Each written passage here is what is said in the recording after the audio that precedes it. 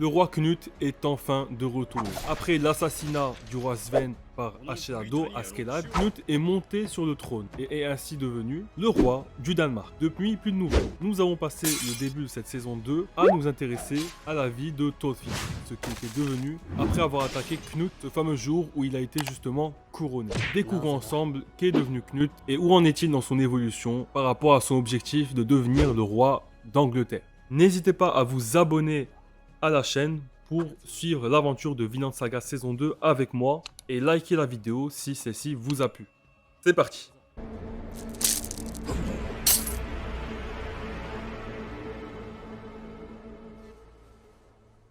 Yasui. On a un petit rappel historique lors du début de l'épisode qui, après vérification, est vrai. En fait, tout ce qui se passe dans cet épisode, avec les dates, etc., c'est vrai. J'ai vérifié, les personnages sont vrais, ils ont vraiment existé et les actions ont vraiment eu lieu, plus ou moins. Il y a quand même quelques petites nuances.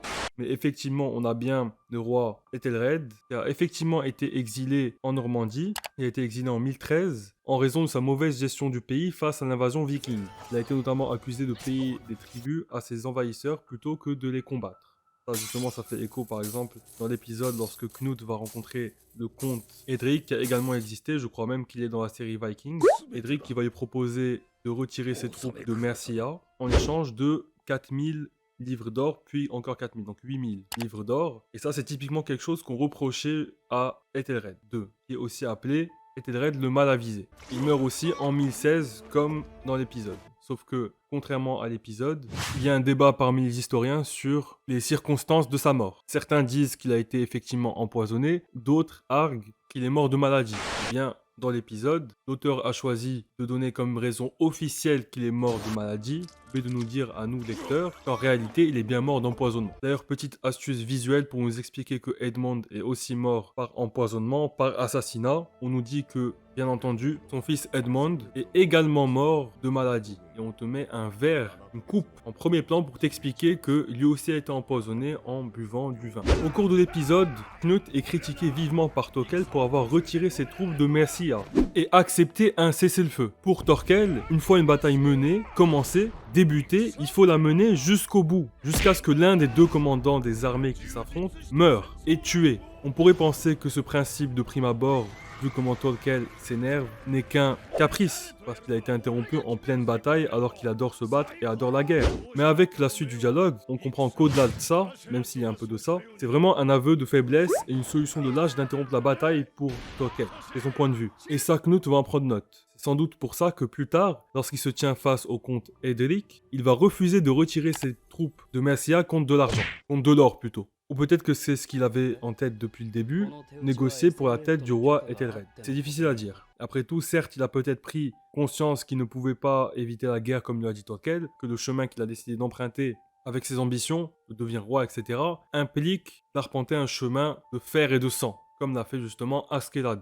Il a pris conscience de ça, mais il n'est pas allé jusqu'à décapiter le leader ennemi. Donc en l'occurrence, ici, le comte Edric. D'ailleurs, même lors du couronnement en tant que roi d'Angleterre, Thorkel n'est toujours pas satisfait de Knut. Même après 3 ans de lui avoir eu cette conversation avec lui, énervé. Je ne comprends pas. Knut a réussi à devenir roi. Est-ce que c'est le fait qu'il est devenu roi en empoisonnant ses ennemis, en poussant ses sbires à trahir le roi, et vraiment en les tuant de l'intérieur, de manière fourbe, qui fait que Thorkel est énervé? Thorkel aurait peut-être préféré vraiment une victoire en décapitant le roi carrément peut-être, en vainquant les armées, vraiment par la guerre. Une victoire purement par la guerre et non par des stratagèmes fourbes. En l'occurrence là, il a utilisé Edric pour empoisonner le roi Ethelred. Parce que, attention, Edric qui, comme je vous le rappelle, est un personne qui a réellement existé, de son vrai nom Edric Thréona, était effectivement le comte de Mercia et est surnommé, et ça c'est vraiment très drôle, Edric le traître ou Edric le scélérat. Il a servi sous le règne de Ethelred et Knut le Grand.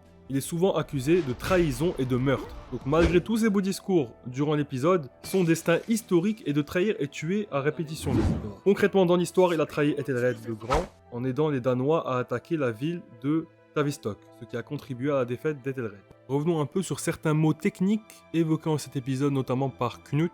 Knut parle de Bretwalda. Il dit qu'il est le Bretwalda d'Angleterre. D'ailleurs, au début de l'épisode, on nous apprend, le narrateur nous dit que à la fois Knut et Ethelred II se revendiquent comme le roi d'Angleterre. Les deux se proclament roi d'Angleterre, mais qu'il l'est vraiment. On a même cette opposition dans l'épisode lorsque Knut discute avec le comte Edric, son fils, qui argue que non, tu n'es pas le roi d'Angleterre, c'est Ethelred le roi d'Angleterre. Mais en tout cas, ce qui est sûr, c'est qu'il était le Bretwalda, en tout cas, il se proclamait en tant que tel. Et Bretwalda, c'est juste un terme anglo-saxon pour désigner un chef suprême ou un roi de rois, puisque l'Angleterre était composée de plusieurs royautés. Il y avait le roi suprême et il y avait des rois. On voit ça aussi dans la série Vikings. On a plusieurs territoires, d'ailleurs, il y a une carte qui nous est montrée au début de l'épisode. Ce titre est accordé à un roi particulièrement puissant qui influe, contrôler une grande partie de l'Angleterre. Le premier roi connu à avoir été nommé Bretwalda était Asterbelt de Kent au VIe siècle. C'est plutôt un terme utilisé pour décrire un leader influent et respecté. Le bras droit de Thorkel nous dit, donc après l'ellipse des 3 ans, quand Knut est sur le point de devenir roi d'Angleterre, que le Witena-Gemo, je ne suis pas sûr de la prononciation, va reconnaître Knut en tant que Bretwalda. Là, je me suis demandé, est-ce que ça veut dire que même Knut, quand il se désignait comme Bretwalda, c'était aussi une autodésignation, une autoproclamation comme quand il se proclamait roi d'Angleterre, ou est-ce qu'on l'avait reconnu comme tel du fait de son influence, etc. Et en même temps, il se proclamait en tant que tel et en tant que roi. Peut-être que Knut était considéré comme le Bretwalda par beaucoup de personnes du peuple, mais n'avait pas l'approbation de ce fameux Witan, qui est une institution politique. C'était une assemblée de personnalités les plus importantes et les plus puissantes du royaume, et incluait les membres du haut clergé, les comtes et les barons. Donc par exemple, Edric fait partie de ce conseil-là. Autre point notable, Knut a décidé de décapiter les soldats de son armée qui ont, comme toutes les guerres, récupéré des butins, pillé, violer des femmes certainement, réduire en esclavage, etc. etc. Ces pratiques qu'aujourd'hui nous jugeons totalement immorales, Knut déjà à l'époque était totalement contre. Et ça, je ne sais pas si c'est quelque chose qui a été ajouté dans l'animé pour le rendre un peu plus contemporain, entre guillemets, ou si c'est vraiment un trait de personnalité de Knut, c'est vraiment quelque chose qu'il faisait. 男の奴隷ではお姿に似たものが手に入りませんでしたので。すまぬことをしたな。そのものをいたわって使わせ、できる限りのことを施すのだぞ。はい。